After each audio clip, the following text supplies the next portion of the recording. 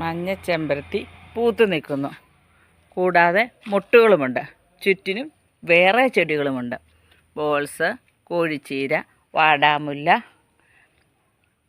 അങ്ങനെ ബുഷിയായിട്ടാണ് ഈ ചെമ്പരത്തി വളർത്തിയിരിക്കുന്നത്. ഇതിനാവശ്യമായ വളവും വെള്ളവും എല്ലാം കൊടുത്തു. വളർന്നു വരാൻ എല്ലുപൊടി, ചാണകപ്പൊടി, കമ്പോസ്റ്റ്, അങ്ങനെ നമുക്ക് ഏതാണ് അവൈലബിൾ ആ വളം കൊടുക്കാം. പൂവിടാനായിട്ട് കൊടുക്കേണ്ട വളം വേറെയാണ്. പൊട്ടാഷ്, DAP, അതല്ലെങ്കിൽ പൊട്ടാഷ് അടങ്ങിയ മറ്റു വളങ്ങൾ ഏതെങ്കിലും നമുക്ക് ഈ ചെടികൾക്ക് കൊടുക്കാം. മറ്റ് ചെമ്പരത്തികൾ നടുന്നത് പോലെ നിലത്ത് കമ്പുകൾ വെച്ച് പിടിപ്പിച്ച് വലിയ മരമായിട്ടും നമുക്ക് വലിയ മരം എന്ന് വെച്ചാൽ ഒത്തിരി വലിയ മരമല്ല, കുറച്ചുകൂടി വലുതായിട്ട്. മറ്റ് ചെമ്പരത്തികൾ എന്ന് പറയുമ്പോൾ ഉദ്ദേശിച്ചത് ഇത് നിലത്ത് നട്ടിരിക്കുന്ന ഒരു ചെമ്പരത്തിയാണ്. ഈ ചെമ്പരത്തി 5 അടിയിലധികം പൊക്കമുണ്ട്. ചിലതൊക്കെ 10 അടിക്ക് മുകളിലും പൊക്കമുണ്ട്.